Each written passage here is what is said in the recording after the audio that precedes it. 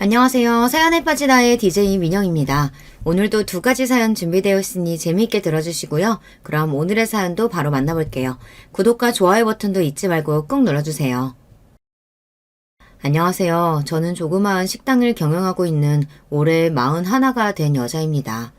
제가 운영하고 있는 식당은 백반 위주의 한식당으로 주변에서 흔히 볼 수 있는 평범하지만 나름 오랫동안 잘 해오고 있는 사업입니다.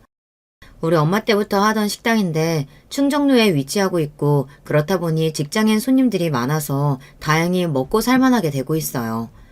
전주가 고향이신 엄마는 아빠와 함께 서울에 터전을 잡으셨죠. 그리고 처음부터 식당을 하셨던 것은 아닙니다. 우리 아버지가 다니던 직장을 그만두시고 이후 사업도 한번 차렸다가 망하시고 이렇다 보니 하는 수 없이 엄마가 식당을 차리신 거죠. 워낙 음식 솜씨가 좋으셨기 때문에 조그마한 식당으로 시작하셨지만 저랑 동생 대학까지 다 보내주시고 남부럽지 않게 키워주셨어요. 저는 공부도 잘 못하고 평범한 여학생이라 일반 4년제 대학은 못 가고 전문대학을 갔어요. 다만 우리 엄마처럼 요리에 소질이 있었기 때문에 식품조리학과를 졸업하고 나서 엄마 식당에서 일하기 시작했습니다. 제가 엄마 일을 돕고 나니 가게는 더욱 잘 되었어요. 옆에 있는 상가까지 확장해서 전보다 더 큰 식당을 하게 되었어요. 남들은 젊은 여자가 엄마 식당에 얹혀서 일한다고 손가락질 하실지 모르겠지만 저는 정말 요리가 좋았고 엄마와 함께 식당을 해서 행복했습니다. 그리고 우리 식당에서 저는 제 짝도 찾게 되었는걸요. 자주 오는 단골 회사원 중 지금의 남편이 제 눈에 들어왔습니다. 저보다 1살 어린 연하이지만 키가 훤칠하고 듬직한 남자라 호감을 갖게 되었어요. 이 남자 역시 저를 보기 위해 매일같이 식당을 찾았어요. 주말에도 우리 식당에 와서 밥을 먹는 거면 사실 말 다 한 거 아니겠어요. 그런데 이 남자 저에게 데이트 신청 한 번 안 하고 문기적대더라고요. 흘깃흘깃 눈짓으로 애정을 보내고 이미 서로 호감을 느끼고 있었는데도 답답한 나머지 결국 제가 나섰습니다. 저 부영 씨랑 영화 보고 싶어요. 우리 같이 영화 볼래요? 그랬더니 이 남자 살짝 떨면서 고개만 끄덕였고 그렇게 우리는 데이트를 시작했습니다. 몇 번 만나보니 이 사람 정말 성격도 무던하고 관대하고 사람이 괜찮더라고요. 1년간의 연애 끝에 결국 결혼까지 꼴이나게 되었습니다. 남편의 부모님은 우리 집안과 공통점이 많으셨습니다. 시부는 예전에 하시던 사업이 계속 잘 안 되시면서 시모가 직접 곰탕집을 차려서 가장 역할을 다 하셨더라고요. 지금은 시부와 시모가 함께 곰탕집을 하고 계세요. 시모는 자기 힘으로 아들 둘을 대학까지 보냈다는 사실에 자부심이 강하셔서 자주 자랑의 말씀을 하십니다. 특히 남편의 동생은 어려서부터 공부를 정말 잘했기 때문에 시모의 자랑이었대요. 이후 의대를 졸업해 대학병원에서 의사로 있는 둘째 아들은 마치 시모 자기 인생의 훈장과도 같다고 했습니다. 그렇지만 제 남편은 시동생에 비해 부족하다고 생각한 시모는 우리 남편과 시동생을 참 많이 차별했어요. 그리고 잘 다니던 직장을 그만두고 나자 남편에게 생활력이 부족하다며 심하게 구박하셨어요. 남편이 직장을 그만두고 몇 달이 되도록 다시 직장을 잡지 못하자 저는 우리 식당에 나와서 같이 일을 하면 좋겠다고 했습니다. 그랬더니 글쎄 시모가 득달같이 저에게 전화를 하셨어요. 야, 내가 내 아들들이 나처럼 식당에서 썩으라고 그 고생해서 뒷바라지 한 게 아니야. 너는 아내라는 사람이 내 아들이 더 좋은 곳에 취직하도록 도와줘야지. 너희 식당 일이라 하는 한량으로 만들려고 그러냐? 저는 우리 엄마부터 저까지 한식당에서 일하는 것이 좋고 남부끄럽지 않아요. 그런데 시모는 자기가 곰탕집을 하는 것부터 자기 아들이 식당 일 하는 것이 몹시 싫었던 모양입니다. 괜히 자기처럼 제가 남편을 무시하고 구박할까 봐서 더 저를 경계하고 못살게 굴었나 봐요. 시모는 자기가 식당에서 돈 번 것에 대한 열등감을 자신의 큰아들과 작은아들을 차별하는 것으로 푸시는 것 같았어요. 시동생은 같은 대학에서부터 사귀었던 여자와 결혼까지 하게 되었는데요. 그 결혼할 여자도 의사고 같은 안과 전문의로 대학병원에 있다고 합니다. 이런 여자와 결혼하겠다고 하는 작은아들이 시모 눈에는 더 대단해 보이고 자랑스러우셨겠죠. 그래서일까요? 시동생 상견례에서 시모의 태도는 정말이지 가관이었습니다. 저는 이 결혼이 처음부터 탐탁지 않았습니다. 혼사라는 것이 집안 간의 균형이 맞아야 하는데 말이죠. 우리 집 바깥 양반은 의사고 내 딸도 당연히 의사가 되는 줄 알고 어려서부터 우리 모두가 지원을 아끼지 않았습니다. 대치동 학원 가까이에 따로 집 사서 각종 학원이며 과외며 사교육을 쏟아부었죠. 그렇게 공부시켜서 의대에 진학하고 지금까지 키워온 겁니다. 하지만 그쪽 아드님은 완전히 다르지 않나요? 어려운 집안에서 혼자 공부해서 잘된 거라고 들었는데. 우리 박간 양반은 젊었을 적 사업을 2번이나 말아먹어서 제가 곰탕집 차려서 식구들 먹여 살렸는데 참으로 부러운 팔자시네요, 사부인. 우리 큰애 4살 때부터 우리 어린 세원이 들쳐업고 나가서 식탁 3개 놓고 곰탕집 처음 시작했어요. 그래서 우리 작은 아들 보면 지금도 저는 짠해요. 큰애는 3살까지 젖 먹였는데 우리 둘째는 1년도 채 어미젖을 못 먹였으니까요. 그래서 그런가 애가 감기에도 잘 걸리고 툭하면 배 아프다고 하고 아무튼 우리 둘째한테는 제가 죄 많은 어미예요. 하지만 이런 자리에서 저런 말씀을 하시면 저 사돈댁 앞에서 시부의 얼굴이 뭐가 되나요? 그리고 곰탕집을 해서 시동생은 잘만 자기 공부하고 의대까지 나와 제 손으로 돈 벌어서 시부모 갖다 준 적도 없었어요. 오히려 큰아들인 제 남편이 어려서부터 곰탕집 일 도우며 효자노릇을 했죠. 그래서 지난번에도 시모가 보약 다려서 서방님만 몰래 주고 우리 남편은 안 주려고 했나 봐요. 시모는 동선에 사돈댁에 납작 엎드려서 내내하며 자기 성질을 죽여가며 있었고 사돈 어르신들은 그러는 것이 당연하다는 듯이 내내 시부모를 무시하는 태도였습니다. 그런 사정이 있는 줄은 몰랐네요. 이 서방이 몸까지 약한가요? 그러면 곤란한데. 우리 딸이 결혼하겠다고 고집 피워서 마지못해 보내는 거지. 이 서방이 내세울 게 뭐가 있습니까? 그저 의사라는 직업에 몸 하나뿐인 사람 몸까지 부실해서야. 그제야 놀란 시모는 손사래를 치며 부정했어요. 아닙니다. 아니에요. 제 마음이 그렇다는 거지. 우리 아들 보시다시피 키도 훤칠하고 아주 건강한 총각이죠. 걱정 붙들어 매셔도 됩니다. 그러자 옆에 있던 시동생은 민망해하며 시모에게 작은 목소리로 타박을 했습니다. 엄마, 가만히 계세요. 격식 있는 자리에서 왜 자꾸 엄한 소리를 하시는 거예요? 우리 아들이 나중에 커서 상견례 자리에서 사돈 앞에서 저렇게 저를 타박하면 전 못 참을 것 같은데 왜인지 시모는 작은 아들 말이라면 벌벌 떨고 다 따라줍니다. 아무래도 시모와 시동생은 전생의 빚쟁이와 채권자 관계였나 봐요. 시동생의 상견례 자리가 저와 남편에게는 불편하기 그지 없었습니다. 목에 깁스라도 한 듯이 뻣뻣하게 굴며 무례하게 깔아보는 동선의 친정 가족들의 태도가 과거 우리 친정 부모님에게 시모가 굴었던 모습과 비슷했습니다. 막말로 동선에는 신혼집을 처가해서 마련해주고 했으니 그럴만도 하죠. 우리는 시모가 그렇게 지원해준 것도 없으면서 이날까지 우리 친정은 업신여기지 제 입장에서 더 열받을 수밖에요. 상견례 이후 시모는 의사 집안에서 자란 의사 며느리 보게 생겼다고 입이 귀에 걸리셨습니다.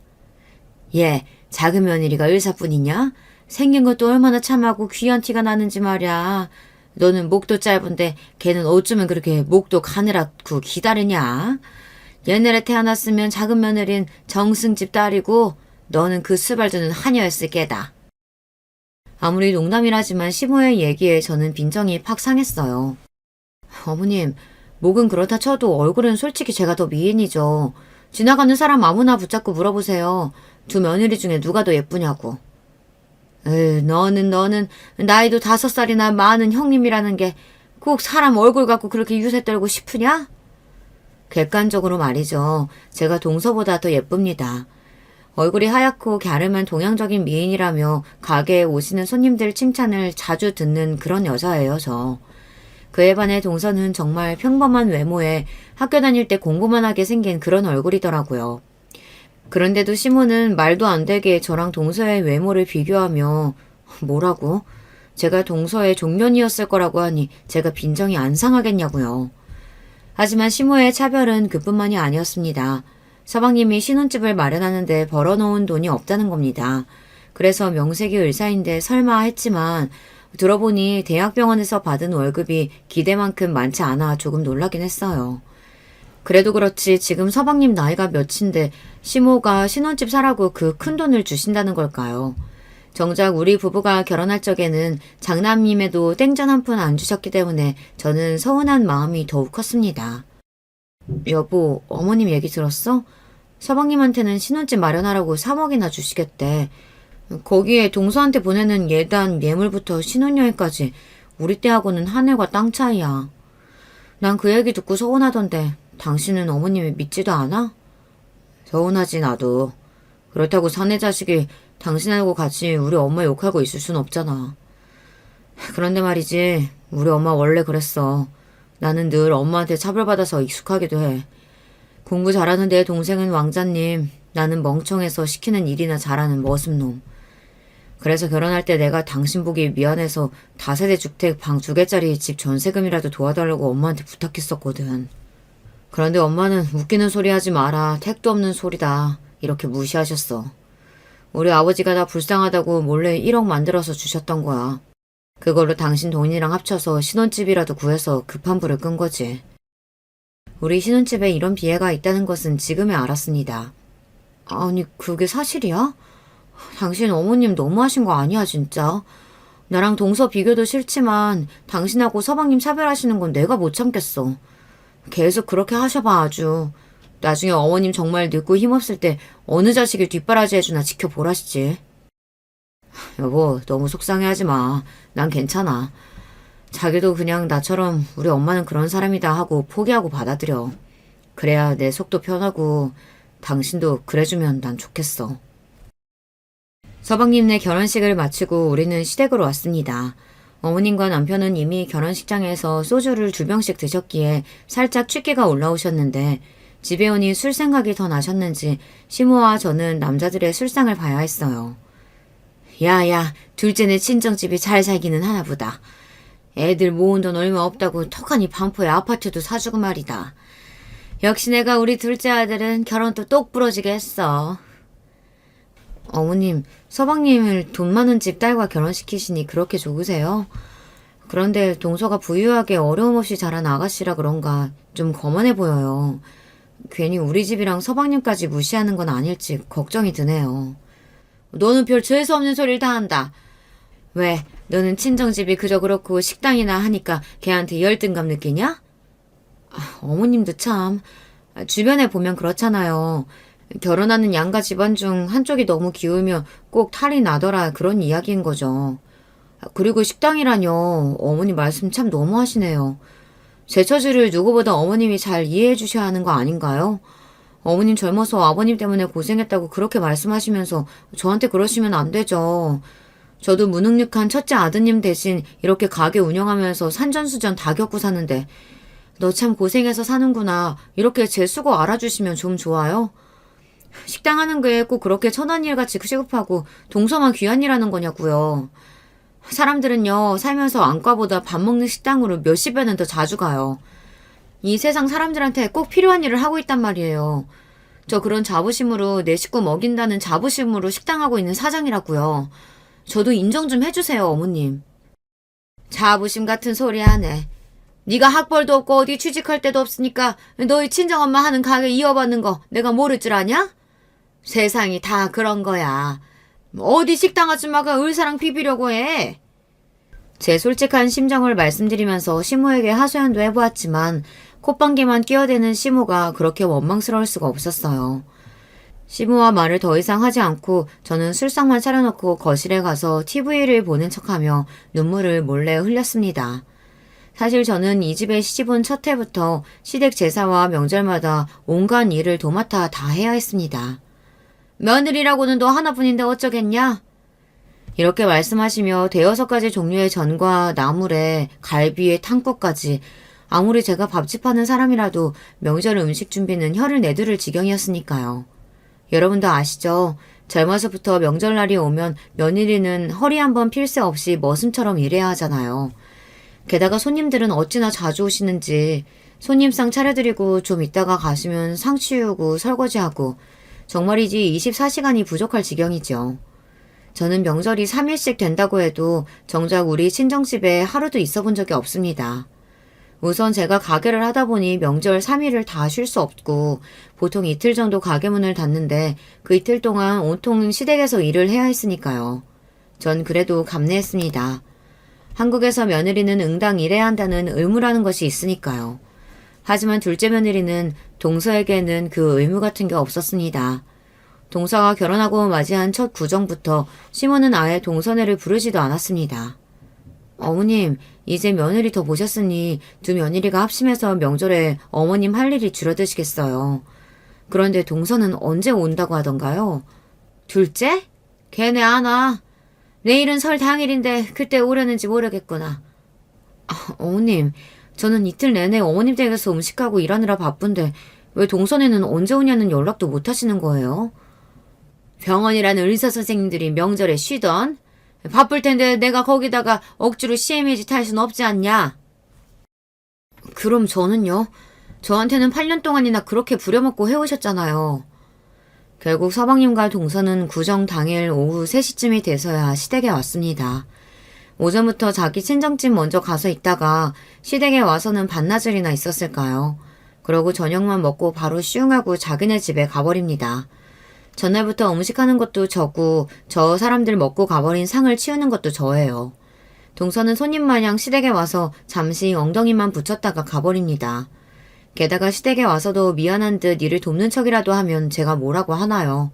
마치 부엌에라도 가면 큰일 날 사람처럼 서방님이랑 둘이 거실 소파에만 가만히 앉아있는 게 고작입니다. 시모랑 손익 형님 둘이서 자기한테 음식 해다 바치고 일하는데도 설거지 한번 돕겠다는 말조차 한 적이 없습니다. 의사인 동서가 시모한테 용돈이라도 많이 주냐고요. 의외로 그것도 아니었습니다. 서방님이랑 둘이 안과 차리기 전에는 잘은 몰라도 용돈 50만 원이나 들었을까요? 지난번에 시부가 친구분들이랑 전화하시면서 툴툴대시는 소리를 들었거든요. 뭐 아들놈 덕보기는 무슨 그네보다는 용돈 안 주더라. 그나들은 매달 30만 원씩 내 용돈 몰래 챙겨주긴 하지. 작은 놈은 그렇게 매달 주는 돈도 없어. 게다가 명절에도 꼴랑 50만 원 주고 땡이더라. 우리 집 오래된 TV랑 에어컨 바꿔준 것도 첫째고 나 철마다 강원도니 남해니 여행 같이 다녀주는 것도 첫째야. 우리 첫째 아들이 효자지. 둘째 놈은 의사라고 해봐야 별거 없어. 저는 가게를 하니 마음처럼 자주 휴가를 못 내지만 여행비 한 50만 원, 80만 원씩 쥐어주고 남편 보내서 시부모님 모시고 국내 여행을 1년에 한 차례씩 보내드리고 있거든요. 받는 거 없이 동서랑 서방님을 우리보다 더 대놓고 좋아하시는 시모보다 객관적으로 봐주시고 우리 부부에게 고맙다, 예쁘다 해주시는 시부가 참 고마웠습니다. 거기에 시부가 서방님네 욕하는 걸 들으니 괜스레 제 속도 풀리고요. 하여튼 동서한테 쩔쩔매며 일 하나 안 시키는 시모가 얄미워서 참다 못해 한마디 해서 부딪힌 적도 있었습니다. 동서, 남들이 보면 며느리가 아니고 어디 큰 어르신이 오신 줄 알겠어. 부엌에도 안 들어오고 계속 거기서 그렇게 앉아있을 거면 여기 과일이라도 가져가서 깎아주면 좋겠는데. 형님, 저 어제까지 안과 시술 얼마나 많았게요. 하도 일했더니 지금 손목을 움직일 수가 없어요. 전 과일 안 먹어도 괜찮은데 아예 우리 과일 깎지 말죠. 뭐라고? 어쩌면 동서는 자기 생각만 하니? 동서만 안 먹으면 과일 깎지 말자는 게 아랫사람으로서 할 얘기야? 어머님이랑 아버님 다 계시잖아. 형수님, 저도 과일 안 좋아해요. 과일 걷고 이 사람한테 뭐라고 할 것 같으면 우리 이제 그냥 일어날게요. 수술해서 힘든 집사람한테 왜 그러세요? 엄마, 우리 이제 집에 가서 쉴게. 저런, 우리 아들 그리고 작은 애야. 아니 집에 오지 몇 시간이 됐다고 가려고 해. 형수 말은 마음에 담아두지 마라. 큰애 제가 갑자기 무슨 바람이 불어서 저 난리를 피우는지 모르겠네. 둘째야, 저기 안방 침대 가서 눈 좀 붙여라. 환자들한테 을슬 피느라 얼마나 피곤하겠어. 어서 들어가서 쉬려무나. 그렇게 쩔쩔매며 서방님과 동서에게 안방을 내어두시던 시모는 저를 보고는 쌍심지를 켜며 혼내시는 게 아닙니까. 그래, 너 누가 작은애한테 과일 심부름 시키라던? 네가 형님답게 애들한테 깎아다 주면 좀 좋으냐? 큰일 하느라 힘든 동서 꼭 그렇게 부려먹어야겠어? 너나 빨리 전 데우고 갈비나 구워. 아유, 느릿느릿해가지고는. 식당 한다는 애가 손이 저렇게 야무지질 못해가지고. 아유. 이렇듯이 시모가 동서와 저를 대놓고 차별하니 점점 더 동서는 제 말은 안중에도 없고 무시하게 이르렀어요. 하긴 우리 시댁에서 동서한테 자기 주장 한마디 하는 사람은 아무도 없지만요. 그 잘나기 짝이 없는 서방님까지도 동서한테는 당해낼 수 없었으니까요. 시댁에서 상전으로 떠받드는 동서에 대한 질투심과 시모에 대한 불만은 그렇다 쳐도요. 동서가 저를 무시하는 것만은 정말 참을 수가 없었습니다. 서방님과 동서는 대학병원을 그만두고 안과를 차리기로 했어요. 개원하면서 자기들이 모은 돈으로는 부족해서 동선의 친정집이 소유하고 있던 건물 중 한 개층을 빌려준 모양이더라고요. 병원이 초반에 비싼 장비도 사야 하고 대여하느라 돈이 부족해서 자리 잡을 때까지는 무상으로 월세도 안 받는다면서 그런 배경이 있어서인지 동서는 더더욱 어깨에 힘이 팍 들어간 것처럼 보였습니다. 무슨 공작새인 줄 알았다니까요. 서방님네 안과 개업식을 한다고 해서 시부모님과 우리 부부는 찾아갔어요. 그런데 의외로 동서는 우리를 보고 당황하는 거죠. 아버님, 어머님, 형님까지 여긴 어쩐 일이세요? 혹시 남편이 병원 개업식에 초청하던가요? 그럼 우리 아들이 병원이 온다는데 당연히 와서 축하해줘야지. 자, 여기 화분이다. 금전수라고 하는데 앞으로 병원에서 돈 많이 벌거라. 하지만 동서는 어쩐 일인지 시부가 내미는 화분을 얼른 받아들지도 않고 인상만 찌푸리더니 서방님을 찾는다며 가버리는 거예요. 잠시 뒤 서방님이 와서 우리를 맞아주었습니다. 아니 얘, 니네 안사람 어디 안 좋은 데 있냐? 우리 보고도 못 본 척 인사도 안 받고 가버리네. 그랬어요? 내가 저 사람한테 우리 가족들 오실 거라고 말했는데 까먹은 모양이에요. 최근 들어서 병원에 들어가는 돈이 좀 많아서 아내가 받는 스트레스가 쌓여서 그래요. 이해해 주세요. 자기가 무슨 세상 일은 혼자 다 하는 것도 아니고 저도 사업하면서 자금이 딸리고 진상 손님 때문에 어려운 일을 평소에도 많이 겪습니다. 그렇지만 개업식에 미리 시댁 식구들을 직접 초대하지 않은 것부터 어려운 걸름 해주신 분들께 제대로 인사도 없이 저게 무슨 버르장머리일까요? 저는 손을 씻으러 화장실에 갔다 거기에서 화장을 고치고 있는 동서를 마주쳤습니다. 동서, 오늘 기분이 별로라면서? 살다 보면 힘든 일이 많지 왜 요즘 안 힘들겠어. 그래도 시부모님은 자기 얼굴 표정 하나에도 신경 쓰고 마음 쓰는 분들이니까 자기가 좀 더 감정 참고 좋은 모습 보여드리면 어떨까? 오지랖은. 비웃는 동서의 말을 듣고 저는 제 길을 의심했습니다. 차라리 제가 잘못 들은 거면 좋겠어요. 동서, 지금 뭐라고? 형님 오지랖이시라고요. 그러니까 시댁에 오면 시모가 하인대하듯 형님한테 그러시는 거 아니겠어요. 여자 망신 좀 그만 시키세요. 지금 시대가 어느 때인데 시모 말이라면 껌뻑 죽고 그걸로도 모자라서 나한테 훈계질까지 해요? 막말로 시부모가 가진 재산이 있길 해요. 뭐가 있어요. 안 그래도 병원 차리면서 땡전 한 푼 안 보태준 사람들이라 보고 싶지 않았는데 남편은 왜 멋대로 초대를 한 거야. 아휴. 형님도 학창시절에 좀 더 공부 잘하고 좋은 직장 다녔으면 지금 시댁에서 그런 취급 안 당하지 않았겠어요? 나한테 서운해하고 질투 느낄 게 아니고 본인 인생이나 돌아보세요. 짜증나. 저는 안과 개업식 날 그야말로 동서에게 개무시를 당하고 말았습니다. 평소 그녀가 우리를 무시한다는 것도 알고 있고 그랬지만 이렇게 대놓고 막말까지 듣게 될 줄은 몰랐어요. 저는 시부모님께 몸이 안 좋아서 먼저 돌아가야겠다고 말씀드리고 병원에서 나왔습니다. 내가 이런 병원 따위 다시 오나 봐라. 이 병원 망해버렸으면 좋겠다. 속으로 되뇌이며 눈물을 흘적거리며 가게에 왔어요.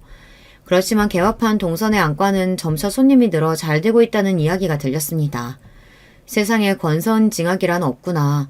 역시 의사고 돈 많은 집안 사람은 일이 잘만 풀리는구나 하고 맥이 빠졌어요.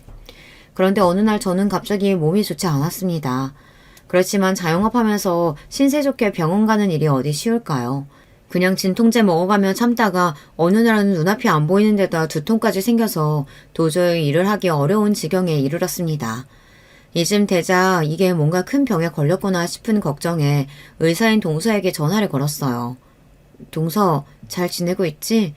다름이 아니라 내가 요즘 눈이 아파서 나 진찰 한번 봐줄 수 있을까?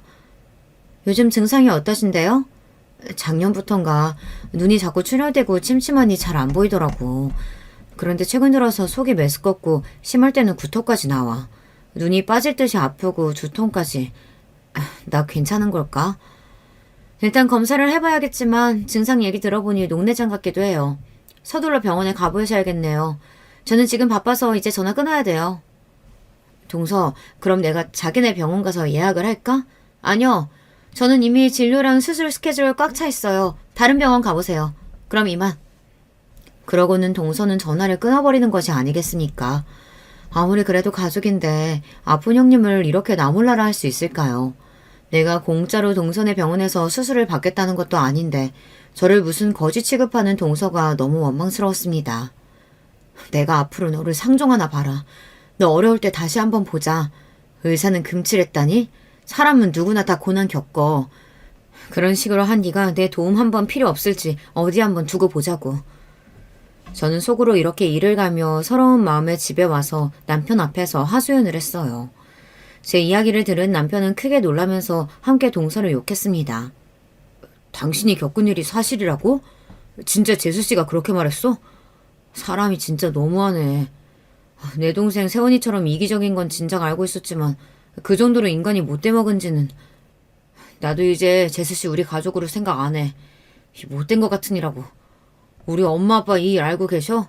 내가 확 일러 바칠까? 여보, 참 어머님이 당신 편 들겠다. 우리 어머님 한두 번 겪어요. 세상 무너져도 당신 둘째 아들 며느리만 옳다 하고 감쌀 분들이야. 나 괜히 상처에 소금 얹기 싫어요.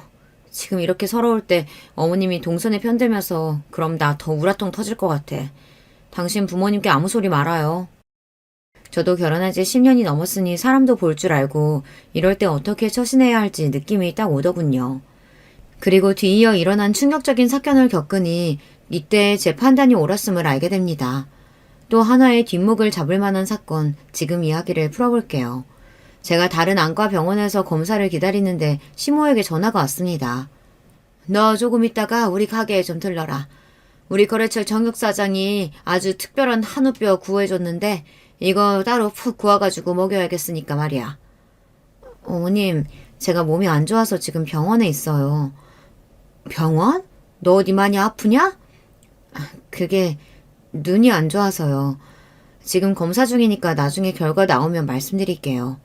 눈이 안 보이면 돋보기 안경 쓰면 되는 거지. 그게 무슨 별일이라고 가게 영업시간에 병원까지 가 있냐 너는. 너희 가게는 어쩌고? 어머님, 제가 오죽하면 병원에 왔겠어요. 그냥 안 보이는 수준이 아니라 심각한 증상이 있으니 그러는 거죠. 언제 제가 가게 비우는 거 보셨어요? 저 몸살나도 감기약 먹고 가게 나와서 앓는 사람이에요. 지금 우재 아빠가 가게 보고 있으니까 걱정하지 마세요. 그럼 우리 작은 아들네 병원 간 거냐? 이럴 때 보면 집안에 의사 있는 게 그렇게 남들이 불효할 일이지. 아니요. 동서가 자기 바쁘다고 저 진료 안 해준대요. 부담스러우니 다른 병원 가라대요.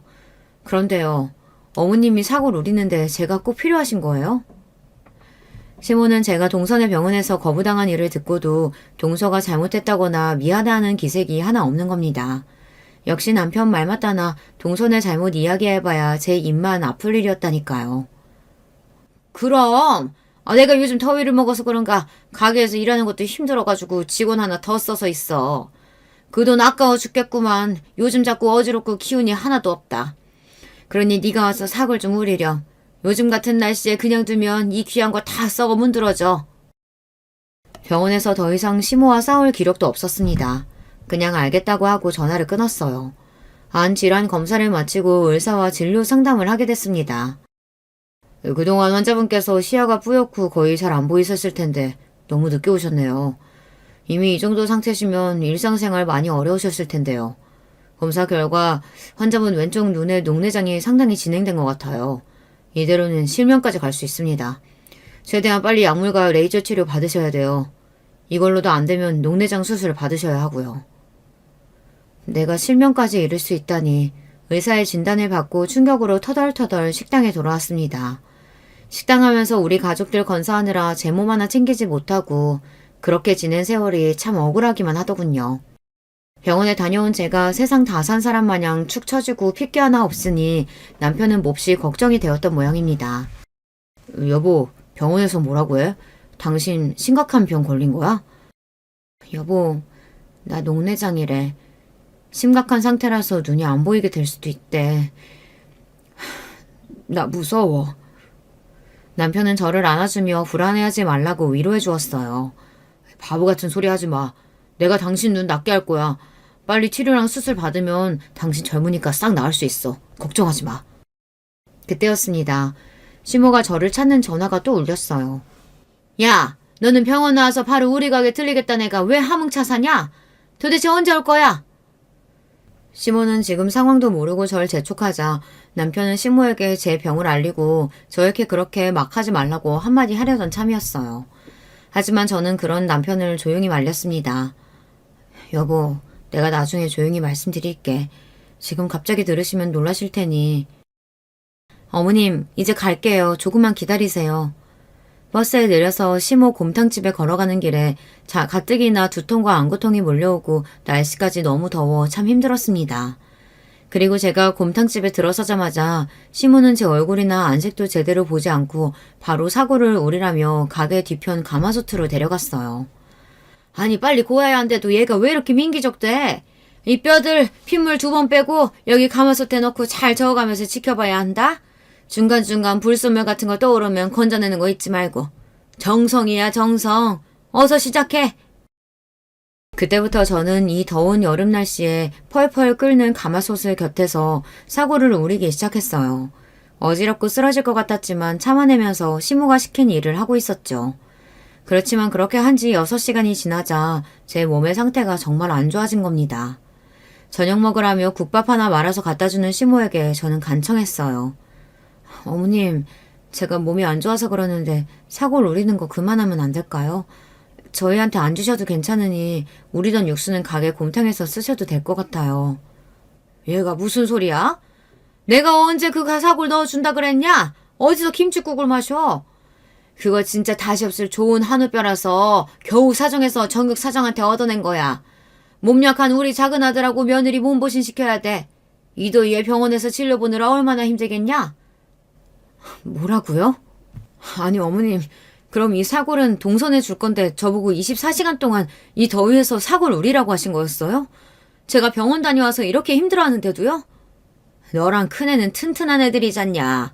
어디 조금 아프다고 괜히 병원 가서 돈 쓰고 와놓고선 시애미 옆에서 꾀병 부리지 마라. 안 통해. 꾀병이라고요? 시원한 에어컨 나오는 병원에서 일하는 작은 며느리는 안타깝고 이 더운 가마솥 옆에서 일하는 큰 며느리는 꾀병이라뇨. 저는 몇 시간 동안 쪼그려 앉았다 화를 참을 수 없어 갑자기 일어나는 순간 머리가 핑하고 돌며 주변이 흐릿해지더니 그대로 쓰러지고 말았습니다. 어느덧 눈을 떠보니 제가 병원 응급실에 와 있었던 거예요. 곁에는 제 손을 잡고 하도 울어서 눈이 퉁퉁 부어있는 남편이 보였습니다. 여보, 이제 정신 들어? 당신 쓰러져서 구급차에 실려서 여기 온 거야. 기억나? 도대체 어떻게 된 거야? 나 결국 쓰러졌던 거구나. 어머님이 나한테 24시간 동안 사골을 우려서 동선에 갖다 줘야 한다고. 나보고 꾀병 부리지 말라면서 억지를 시켜셔서 그래서 내가 그만. 지금 이 더위에 동생네 해준다고 당신을 그렇게 부리셨다고? 게다가 엄마가 그렇게까지 막말을 했단 말이야? 남편이 어찌나 소리를 크게 쳤는지 응급실 내 사람들이 모두 쳐다볼 지경이었어요. 여보, 소리 낮춰. 진정이 좀 해봐. 아니, 나 진정 못해. 더 이상 못 참아. 내 와이프 건들면 엄마도 나한테 죽어.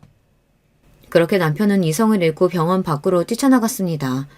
늘 사람 좋은 웃음 짓고 남에게 싫은 소리 한 번 못하던 그런 남자였습니다. 그렇게 분노에 찬 모습은 진짜 처음 보았죠. 그러고 뛰쳐나간 남편이 어떻게 했는지 뒤에 일은 다녀온 남편의 입을 통해 듣게 되었습니다.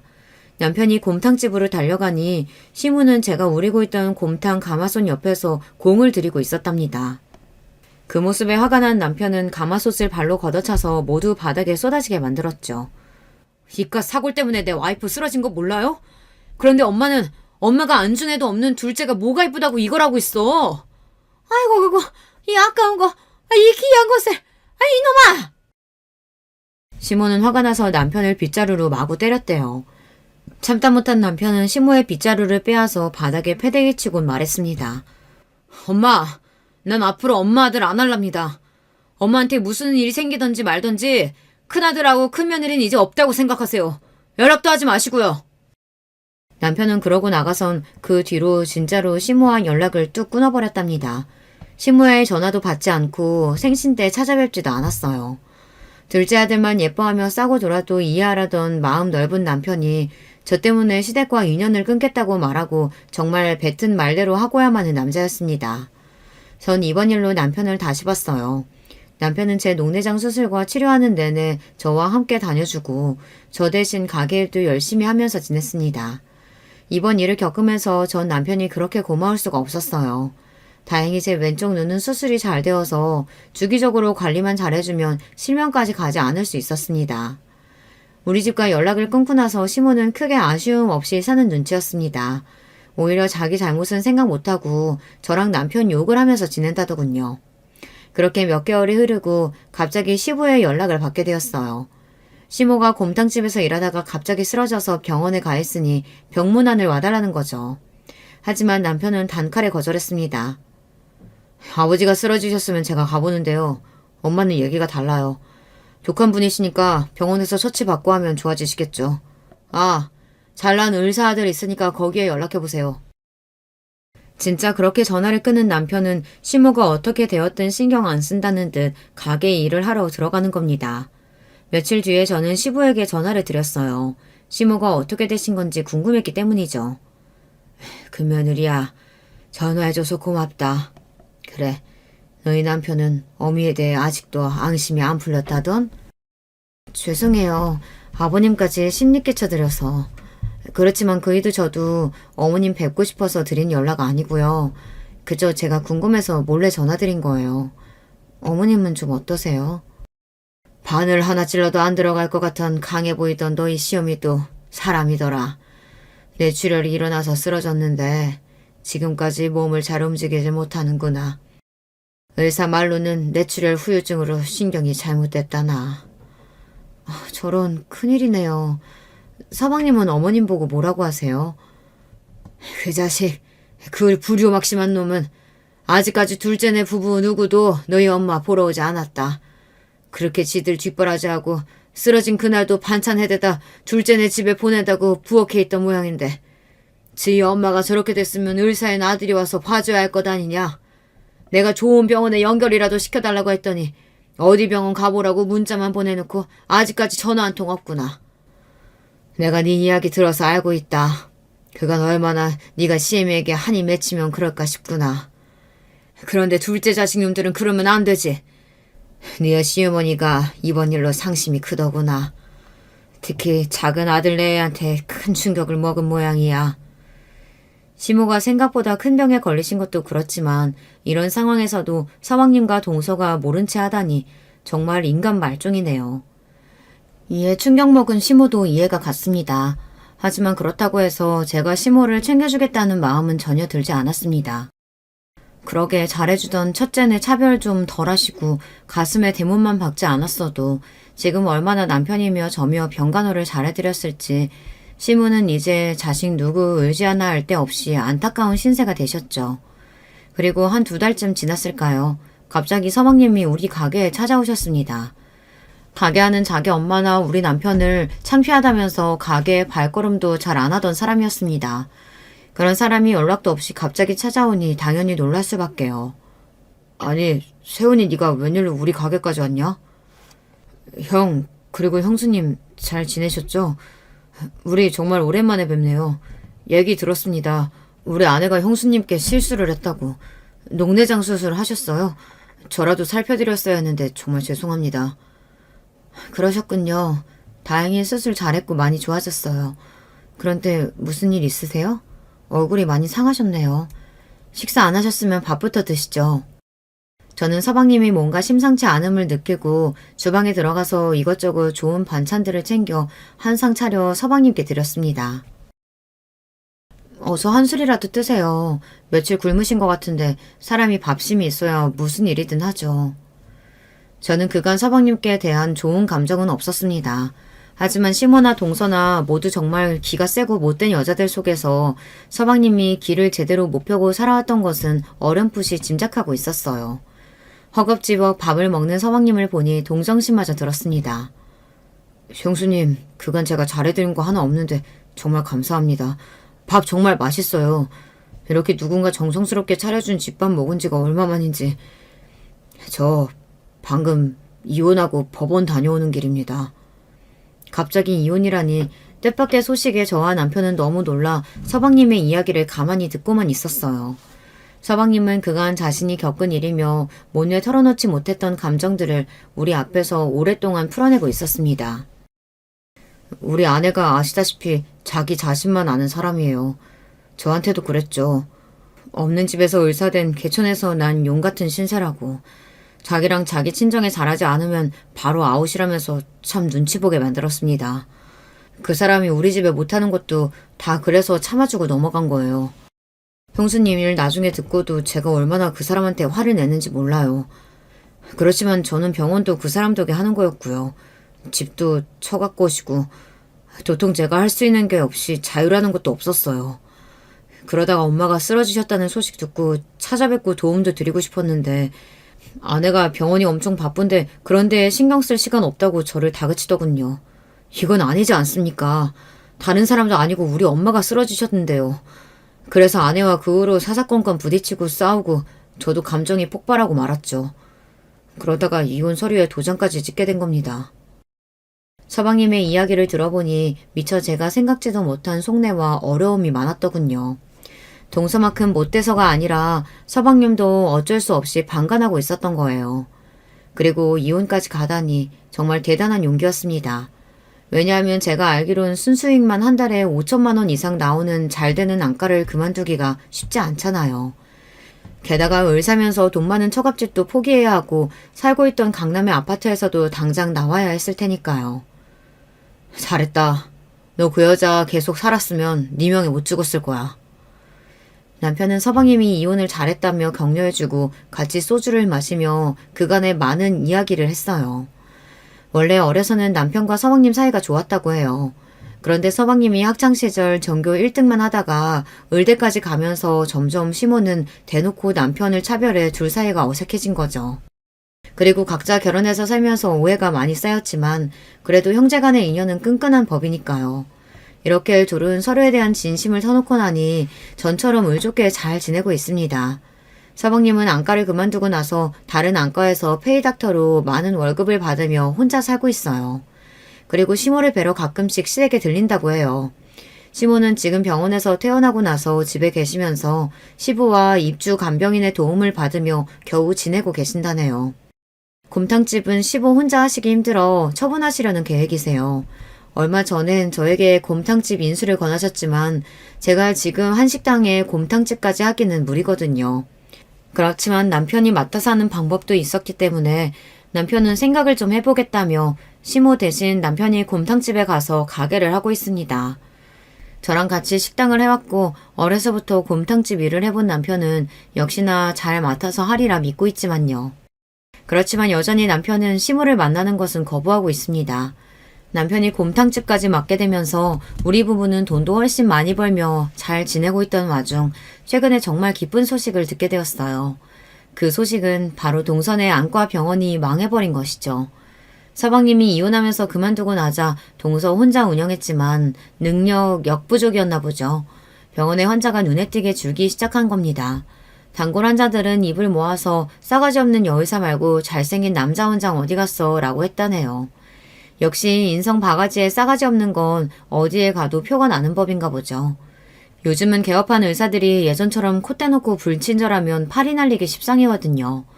결국 동서 혼자 운영하던 안과는 적자만 기록하다 결국 망했다고 하네요. 월세 안 받던 동선의 아버지도 뭐에 화가 나선지 2년 동안 기다려줬으면 할 만큼 했다면서 병원 빼서 나가라고 새로 월세에 800원짜리 가게를 받겠다고 말이죠. 동서 그 성격에 남의 병원 밑에 들어가 페이닥터로 있을 것도 아니고 제 병원 폐업하고 나서는 친정집에서 백수로 놀고 먹는다고 들었습니다. 저는 그 소식을 듣자마자 동서에게 문자를 보냈어요. 동서, 오랜만이야. 소식은 들었어. 혼자 병원 하기는 무리였는지 금방 폐업했다며? 요즘 소득도 없고 시간은 많을 텐데 언제 한번 우리 가게에 와. 동서한테 무료로 밥은 줄 테니 말이야. 아, 문자를 보내고 나니 몇 년 동안 동서에게 당해서 생긴 채증이 씻겨가는 듯 했어요. 정말로 통쾌했습니다. 많이 배우고 의사하면 뭐합니까? 친정에 돈이 많으면 뭐해요. 지금 이혼녀에 자식 하나 없이 집에서 백수로 있는 신세인걸요.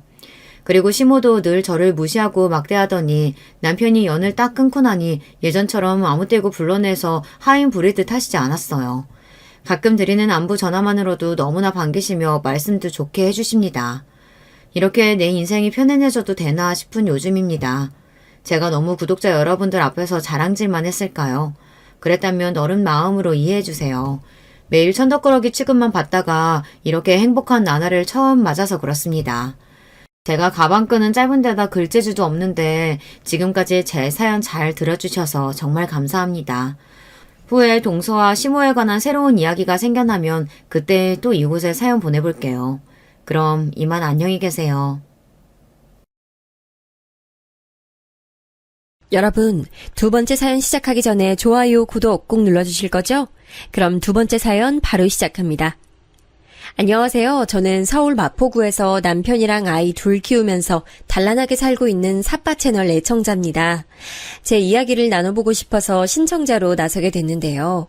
부끄럽게도 제가 원체 논리정연하지 못한 성정을 타고 나서 사연으로 잘 써볼지 걱정부터 앞서지만 응원해주시는 마음으로 들어주신다면 정말 감사하겠습니다.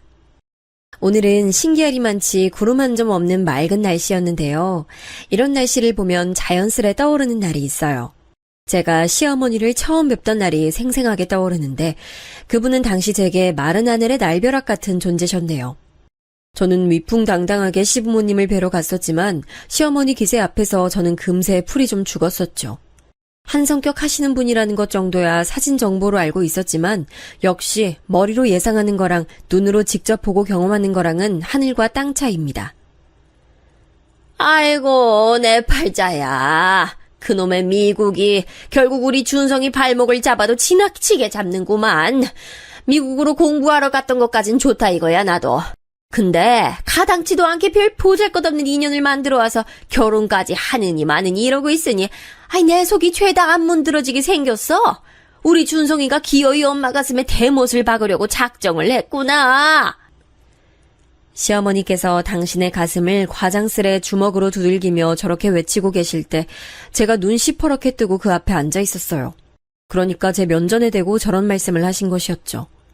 제가 다니는 직장 이름을 들으시고는 표정이 아주 침울해지셨다가 제 연봉을 들으시고는 미간에 주름이란 주름은 다 잡으셨어요. 아니, 그거 받아서 누구 코에 붙이려고. 이봐요 아가씨. 이름이 뭐 영희라고 했나? 그래요 영희 양. 사람이 눈치가 없으면 염치라도 있어야 하는 법이에요. 본인이 돈을 그렇게 약소하게 벌면 집안 수준은 거대해야 하겠죠. 아까 초반에 말씀드렸다시피 부모님께서는 제주도에서 삼겹살 식당 하시고요. 아빠는 도와주시는 수준이라 사실 엄마만 전적으로 하고 계세요. 식당 그거는 몇 평짜리? 위치는 어딘데? 매출 얼마나 나오는데? 네? 제가 그런 것까진 정확히 모르는데 관광지 쪽은 아니고 제주도민들이 소소하게 이용하는 상권이에요. 인터넷에 검색하면 가게 바로 나오니까 지금 보여드릴게요. 여기 보시면 가게 옆에 있는 공간, 여기가 주차장이고요. 아이 됐어요. 더 볼 것도 없으니까 휴대폰 저리 치워. 내가 아산병원으로 안과 진료 받으러 다니는 사람인데 내 귀한 눈에다 대고 그렇게 허락도 없이 아무렇게나 휴대폰 화면 들이대는 거 아니에요. 그거 아주 무식한 행위예요, 영희 양. 아유, 그거 없이 자라서 못 배운 사람들이 이러더라. 네, 죄송합니다. 저는 그냥 빨리 보여드리고 싶은 들뜬 마음에 별 생각 없이 행동했어요. 제가 우물쭈물 변명 같은 사과를 드리자 시어머니께서는 못마땅하셨는지 쯧쯧 혀를 차셨죠.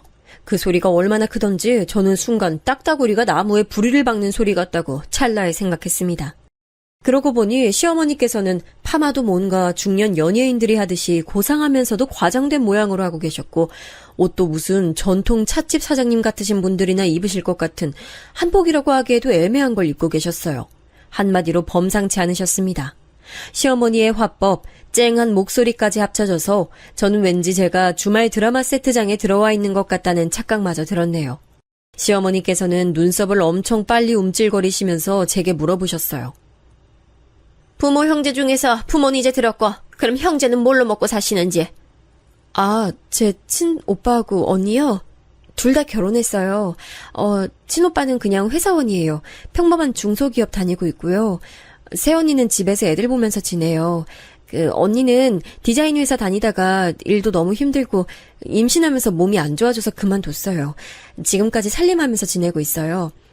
형부는 원래 집안 가업이 분식집이라서요. 그거 이제 물려받으실 준비하면서, 네, 그렇게 지내시네요. 뭐야? 가업이 분식집? 그게 설마 번듯한 매장 그런 게 아니라 초등학교 앞 작고 허름한 분식집 뭐 이런 걸 말하는 건 아니지? 그쵸, 영희양? 어떻게 맞히셨어요? 네, 맞아요. 초등학교 후문 쪽에 있는 작은 분식집이에요. 사는 곳이 멀어서 아쉬울 만큼 진짜 맛있는 곳이에요. 제가 밝게 대답했을 때 시어머니께서 마치 이제 도저히 못 참겠다는 기색으로 목재 좌식상을 손으로 콱 내리치셨어요. 시댁의 거실에 그 굉음이 울려 퍼졌고 저는 너무 놀라서 입을 멍하게 벌린 채로 저를 향해 눈을 무섭게 부라리는 시어머니를 응시했습니다. 결사반대. 내 눈에 흙이 들어가도 무조건 반대. 어디 감히 그따위 수준으로 내 아들 준성이를 넘보고 우리 집안에 입성하려고 들어? 네? 저기 실례지만 도대체 저희 집안 어디가 어때서 그따위 수준이라고 하시는지 도통 모르겠습니다. 이보세요, 영희양. 난 말이에요. 지덕체는 기본이고 배경까지 완벽하게 갖춘 며느리를 원합니다. 수준이란 게 높아야 한다고. 이미 우리 집안 맏며느리는 그런 인물이에요. 워낙 고아한 집안에서 난 인물이 우리 맏며느리이기 때문에 나는 그 다음에 들어올 며느리도 응당 그런 수준 정도 되어야 한다고 봐요. 죄송하지만 저희 집안도요. 제법 감성 있고 특색 있고 화목 넘치는 집안이라고 생각합니다. 천하고 품격 떨어지고 이런 거 난 일절 사양입니다. 영희양, 난 그리고 우리 집안이 이런 조건 정도는 요구할 만한 집안이라고 생각해요. 본인 스스로도 자격 미달임을 눈치챘을 텐데 양심이란 게 있고 우리 준성이 정말 위하고 아낀다면 이 결혼 포기해줘요. 조용히 사라져줬으면 하는 바람이 있네요. 하지만 저는 준성 오빠 진심으로 사랑해요. 그 어떤 조건도 따로 보지 않았고 서로에 대한 강한 이끌림과 확신, 잘 맞는 성격 이런 것들만 봐서 결혼해서 행복하게 잘 살 거라는 생각이 자꾸 들어요. 그런 생각 너 혼자서 실컷 하시고 우리 준성이하고 같이 하지만 않으면 돼요. 영희양 본인에게 맞는 남자 새로 만나서 살면 얼마나 좋겠어요. 우리 집안하고는 인연 여기까지 끊습니다. 오케이? 저는 오케이 못합니다, 어머님. 저한테 준성 오빠밖에 없는데 새로운 남자가 어디 있겠어요? 없어요. 이게 근데 보자 하니까 확실히 그냥 니까짓 게 오케이 못하면 어쩔 거야? 어쩔 거냐고. 너 내 손에 귀싸대기 얻어맞고 쫓겨나야 주제 파악하고 우리 준성이 인생에서 사라질래? 그렇게 된다면야 내가 네 귀싸대기를 1000번 10,000번이고 때릴 수 있어. 얻어맞고 가서 너한테 걸맞는 철수를 만나든 누구를 만나든 알아서 하란 말이야. 괴성은 시어머니께서 지르셨는데 저는 되려 걱정하는 입장에 놓였죠. 왜냐하면 시어머니께서 마치 과호흡 증세 온 것 마냥 숨막혀 하시면서 헐떡거리셨거든요. 저러시다가 의식 잃고 쓰러지시는 건 아닌가 싶었습니다. 제가 안절부절 못할 때 내내 시어머니의 곁에 앉으신 채로 침묵만 지키시던 분이 드디어 입을 여셨습니다. 바로 시아버지셨죠. 우리가 잘나면 그거 뭐 그렇게 잘났다고 어여쁜 아가씨를 이렇게 쥐잡듯이 잡아. 우리 아들하고 결혼하겠다고 얼굴 비추러 온 아가씨한테 당신도 참 매정하구만. 성질머리가 이러니까 화병에 걸리지. 뭐가 어쩌고 저쩌요? 말 다 했어요? 누가 화병에 걸린다는 거예요? 대뜸 왜 이쪽이 아니라 저쪽 편을 들고 난리래? 이럴 거면 그냥 계속 입 닫고 있어요. 사람 열받게 하지 말고. 이 봐. 지금도 화병 걸려서 호흡 거칠어지고 심장 뻐근해지니까 안색도 나빠지고 있지. 당신 제발 적당히 좀 해. 당신 말 맞다나 우리 집안이 그 정도로 유세 부릴만 하다면 지금 이렇게 품격 없는 모습 보이면 안 되는 거 아닌가? 시아버지께서 나긋나긋한 말투로 엄청난 일침을 날리셨고 시어머니께서는 그 즉시 뒷목을 잡으셨습니다. 도저히 이 자리에 더 못 있겠다 하시면서 방으로 들어가겠다 하셨고요. 제가 부축해드리려고 했는데 엄청나게 살벌한 시어머니 눈빛을 마주하고서 포기했습니다. 어색해진 상황에서 저도 그냥 이제 일어나 보려고 하는데 시아버지께서 그때 제게 넌지시 이런 말씀을 건네셨어요. 내 생각엔 말입니다. 부부란 서로 상호 보완작용을 하면서 살아야 하는 법이에요. 너만 잘났냐? 나도 잘났다. 이러면서 살면 골치 아픕니다. 차라리 한쪽이 부족하고 어설프고 이런 경우가 나아요. 하여간 남은 평생을 함께 살아가는 걸 반드시 내다보고 결혼이라는 걸 해야 하는 거예요. 난 그런 측면에서 아가씨가 우리 작은 아들하고 결혼 짝으로는 아주 잘 맞을 것 같아요. 내 생각은 그렇다는 거고, 아가씨가 오늘 이후로 생각이 달라져서 결혼이 안 하고 싶어졌다. 이렇게 나오면 붙잡을 도리는 없네요. 그건 분명 저를 향한 적극적인 찬성이었어요. 갑자기 든든한 찬성파 지원군을 맞이한 것에 저는 너무 기분이 들뜬 나머지 시아버지께 아무 대답도 못 해드렸고요. 대신 시댁을 나오던 길에 남편을 바로 마주쳤을 때는 정확하게 제 생각을 전달했네요. 참고로 원래는 당연하게도 남편하고 둘이 시댁에 인사드리러 가려던 계획이었어요. 근데 남편이 아침 일찍 서울 근교에 볼 일이 있어서 나갔다가 돌아오는 도로에서 하도 차가 막혀서 갇혀있던 거죠. 육중 추돌 교통사고가 크게 났다는데 이건 거의 천재지변이었으니까요. 그래서 하는 수 없이 저 혼자라도 용감하고 씩씩하게 기다리고 계실 시부모님 실망시켜드릴 수 없어서 시댁에 갔었던 겁니다. 네가 문자도 안 보고 전화도 안 받아서 걱정했어. 아니, 우리 부모님하고 대화는 다 한 거야? 어때? 괜찮았어? 어떻게 됐어? 내가 휴대폰을 무음으로 설정해놔서 못 봤나 봐. 대화가 잘 되진 않았는데 우리가 결혼은 할 수 있을 것 같아. 난 어찌됐든 오빠하고 결혼하고 싶은 마음에 변함없고 그러기만 하면 결혼은 어떻게든 따라오게 돼 있는 것 같더라고. 정말? 진심이야? 아이, 감동이다. 역시 나는 네가 해낼 줄 알았어. 영희, 최고다. 생각해보면 저희 두 사람 엄청 태평하기 짝이 없었네요. 저의 뜬구름 없는 대답에 대고 저런 열렬한 반응을 보였던 남편, 진짜 어찌 보면 순수하고 단순한 사람입니다. 개인적으로 저는 남편하고 굉장히 독특한 인연으로 맞는 사이라고 생각하고 있어요. 더 옛날 시점의 얘기를 좀 해볼게요. 때는 제가 22살일 적이었는데요.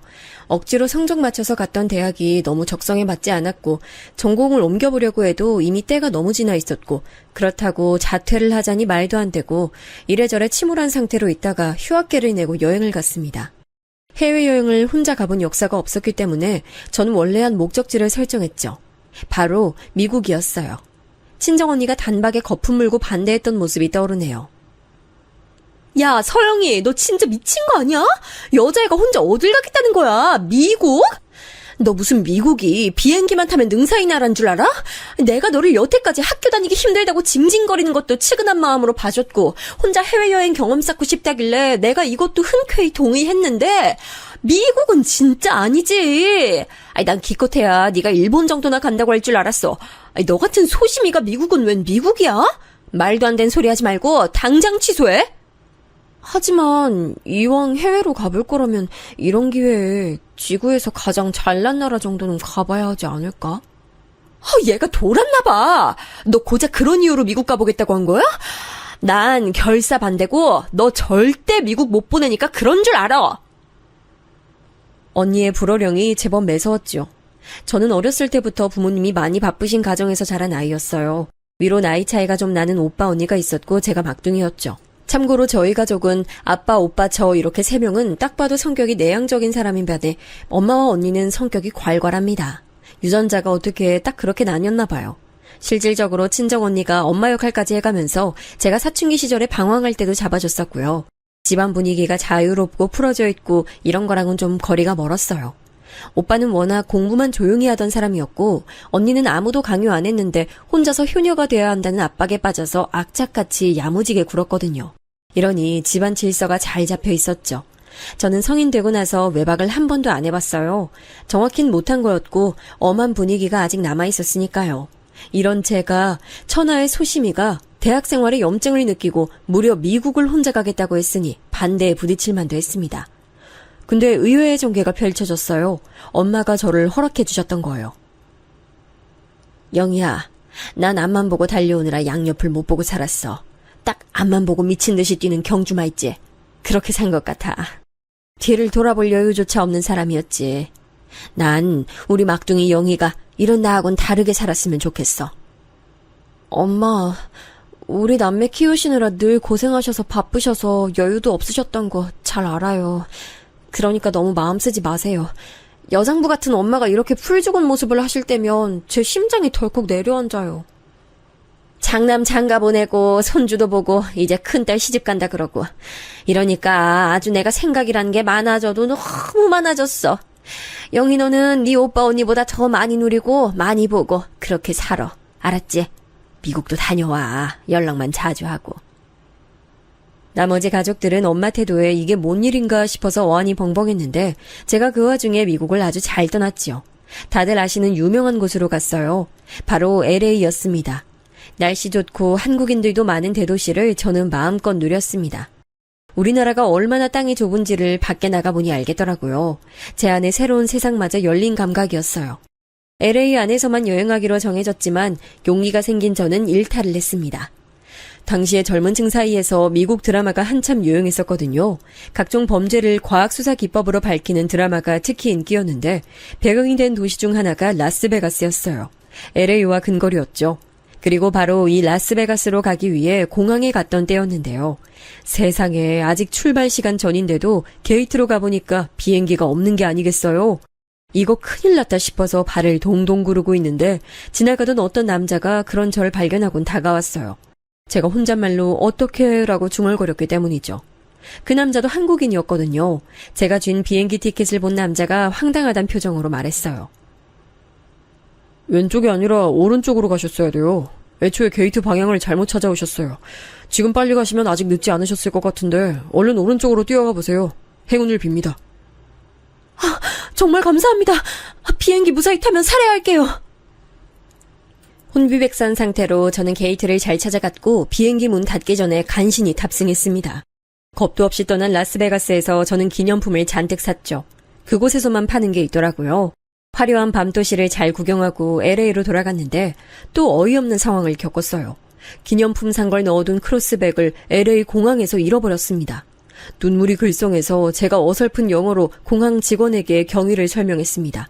손짓 발짓 다 섞어가며 설명했는데 이 공항 직원이 눈치가 없는지 영 못 알아들었어요.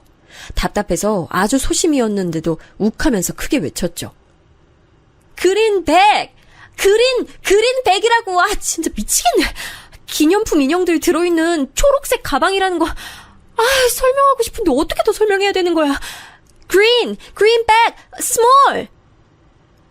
저기요. 혹시 그린백에 노란 줄무늬도 있지 않아요? 저 그거 좀 전에 카페에서 본 것 같은데? 그때 기적처럼 지나가던 어떤 사람이 제 얘기를 듣곤 그렇게 알려준 거예요. 안도의 눈물을 글썽이며 그 사람을 따라 공항 카페로 갔습니다. 바닥에 떨어진 걸 공항 카페 직원이 발견해서 카운터 위에 둔 상태였어요. 다른 사람이 아니라 직원이 주어서 다행이네요. 알려주셔서 감사합니다. 덕분에 온전히 찾았어요. 제가 살해하겠습니다. 살해를 하겠다고요? 그러고 보니까 저번에도 저한테 살해하겠다 해놓고 영영 사라지신 분 아니에요? 그 말에 고개를 들어 자세히 확인해봤더니 이 사람은 바로 얼마 전 제게 비행기 게이트를 알려준 남자였어요. 세상에 어쩜 이런 우연이 다 있을까 싶어서 저도 그 남자도 한참을 신기해했습니다. 저는 기념품 인형꼬리를 그 남자에게 주면서 제 메일 주소도 알려줬어요. 큰 기대는 안 했습니다. 저라는 소심이가 해외여행 혼자 하면서 신기한 경험도 한 것으로 그렇게 충분히 만족하고 끝낼 생각이었죠. 근데 한국 와서 메일을 확인해보니까 그 남자가 제게 메일을 보내놓은 거예요.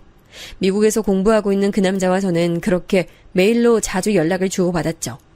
그리고 그 남자가 한국에 들어오고 나서는 직접 만나기도 했죠. 네, 당연하게도 바로 현재 제 남편입니다.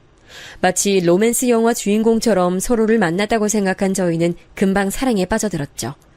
참고로 저는 대학을 나온 뒤에 돈은 많이 못 벌어도 제가 하고 싶은 일을 하는 직장에 들어갔어요. 친정언니의 잔소리가 심했죠. 그런 곳은 이직할 때 별로 도움이 안 된다는 이유로요. 하지만 엄마가 이때 또 제 편을 들어주셨습니다. 그러면서 한 가지 중대 발표를 하셨죠. 한 번 사는 인생 얽매이지 말고 하고 싶은 거 하면서 사는 게 최고지. 난 영희가 알바하면서 산다고 해도 만족이야. 그런 거에 구애받지 말고 내 자식들이 살았으면 해서 내가 여지껏 열심히 달려왔다고 생각하니까. 자, 그런 의미에서 얘들아, 너네 다 키워놨으니까 우리도 이제 다르게 살아보려고 해. 제주도 들어갈 거야. 부모님의 제주도행 선언에 깜짝 놀랐네요. 제주도는 엄마의 큰언니, 즉 저에게 큰 이모 되시는 분이 시집간 직후부터 쭉 눌러 살고 계신 곳입니다. 큰 이모부께서도 제주도 토박이세요. 건강이 안 좋으신 아빠는 그곳에서 텃밭이나 살짝 가꾸고 엄마께선 큰 이모가 하시는 식당 같이 하다가 이어받으시는 것으로 이미 그렇게 계획도 세우셨더라고요. 평범한 고깃집인데 엄마께선 제주도가 흑돼지로 유명하다는 걸 내세워서 흑돼지 삼겹살 전문집으로 발전시키겠다는 포부까지 이미 갖고 계셨어요. 친정 부모님께서는 일찍이 사업을 해오셨고 정말 존경스러운 능력자입니다. 저희 부모님을 잘 아시는 분들로부터 황금손 부부라고 불리우실 만큼 금전 감각이 뛰어나세요. 배포는 크시지만 젠체하는 성미들이 전혀 아니셔서 어디 가서 돈 10원 한 장을 자랑하신 적도 없으시죠. 사업적인 건 당연히 걱정 안 됐지만 과연 제주도의 고즈넉한 시골집 생활에 적응하실지 그게 걱정이네요. 아, 참고로 시부모님께서도 원래 도시 생활하시다가 시골 생활을 시작하신 분들인데요. 멀리 이동하신 건 결코 아니고 서울 사시다가 경기도 광주에 유유자적한 생활을 하러 들어가셨습니다. 그 동네를 시어머니께서 특히 좋아하셨고 자부심도 무척 느끼신 걸로 알아요. 이야, 지금까지 치열하게 달려온 게 안 아까운 동네 풍경이네. 고즈넉한 동네, 수준 맞는 사람들이 사는 고급 단지. 아유, 바로 이거야. 인생을 성공으로 이끈 진짜 백이 성공한 사람들만이 누리는 인생 이막의 안락함. 그게 바로 이런 거라고. 평생 이런 맛은 못 느껴보고 늙어 죽는 사람들이 우리나라에 얼마나 많을까? 우리 집안 정도면 하여간 상류층 문화란 문화는 다 누려보고 산다니까. 계급의 사다리 같은 것에 시어머니께선 일찍이 관심 많으셨대요. 그러실만 했죠. 왜냐면 시부모님께서는 믿었던 지인에게 사기를 당한 후 어렵게 사신 전적이 있으시거든요. 근데 죽으란 법은 없는지 집안 차원에서 옛날에 사뒀던 시골 땅이 수지를 맞은 거예요. 그걸로 형편이 좀 폈고 시어머니께서는 자식들에게 모든 교육을 지원해 주셨습니다. 변하지 않는 자산은 지식이라고 여기신 걸 수도 있겠네요. 자식 농사가 최고라는 것이었겠죠. 남편은 사남매인데요. 첫째인 아주머님께서는 법조인의 길을 걸으셨습니다. 둘째인 큰 신우는 원래 고등학교 때까지 의사를 꿈꿨지만 대입 직전에 현실적인 목표로 설정을 하고 교대를 들어갔어요. 그렇게 교사가 됐죠. 셋째가 남편인데 연봉 괜찮은 중견기업에 재직하는 회사원이었고요. 막내인 작은 신우이가 마치 자기 언니 대신 의사라는 목표를 가진 사람처럼 의대를 들어갔습니다. 저하고 남편이 처음 사귀기 시작했을 때 작은 신우이는 한창 의대 재학 중이었네요. 이러니까 우리 집에선 내가 자유로운 영혼으로 꼽히는 거야. 영희야, 저번에 내가 얘기해줬었나? 내가 어렸을 때 우리 집 형편이 확 안 좋아졌던 시기에 미국 사시던 큰 고모가 나를 맡아주겠다면서 데리고 가주셨거든. 그래서 내가 어렸을 때 2년을 미국에서 살아본 거였어. 근데 너무 황당한 게 우리 엄마는 자꾸 미국 물이 잘못 들어서 사상이 자유로워지고 학업에 흥미가 없는 거라고 생각을 하셔. 그것 때문에 큰 고모 원망도 많이 하셨어. 아니 왜?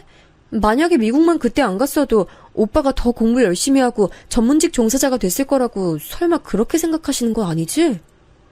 왜 아니겠어. 맞아. 그래서 우리 엄마는 진지하게 큰 고모 원망하셨고 이것 때문에 아버지랑 종종 말다툼도 해오셨어. 이 이야기를 듣고 너무 황당하다 생각했어요. 대체 가족을 위하는 마음이셨던 큰고모님은 무슨 잘못이고 미국은 또 무슨 죄인가요? 저는 그냥 웃고 넘겼는데 설마 결혼을 염두에 두고 시어머니를 뵈러 갔을 때 그 미국 얘기를 진짜로 듣게 될 줄은 몰랐죠. 남편이 대학교 때 미국으로 교환학생 갔다가 저를 만난 거였으니 시어머니 입장에선 미국이란 씹어먹어도 시원찮을 나라였을지도 모르겠습니다. 시어머니께서는 제 면전에 대고 결사 반대를 외치셨던 분이었지만 결국 저와 남편이 결혼으로 가는 길을 막진 못하셨어요.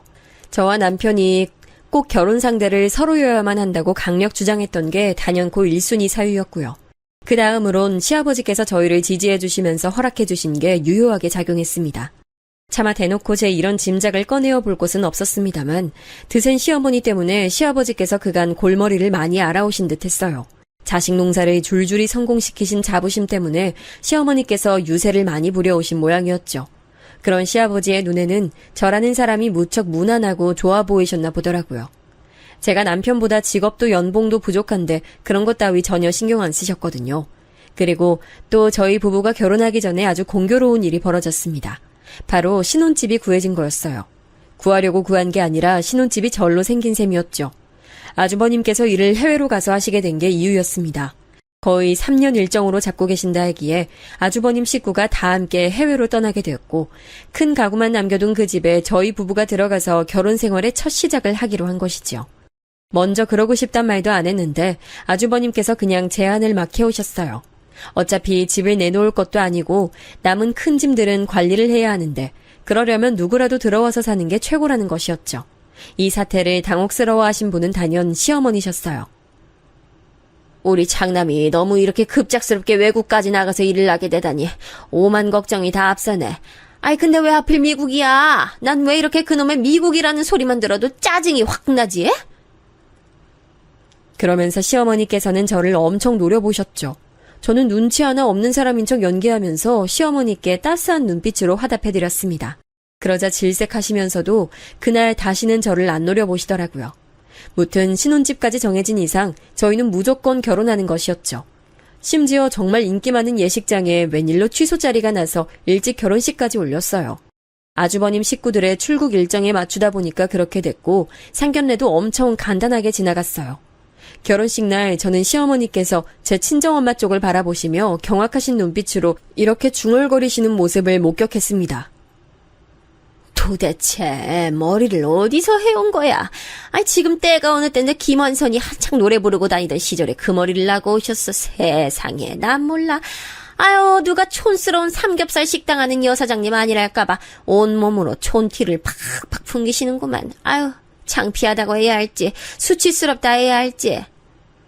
그날 엄마께선 가수 김한선의 옛날 머리 같은 올림 파마 머리를 하고 오셨어요. 근데 중요한 건 엄마께서 그런 스타일을 정말 좋아하실 뿐더러 굉장히 잘 어울리셨다는 거죠. 너무 잘 어울려서 오히려 머리가 그렇게 튄다는 느낌이 없을 정도였어요.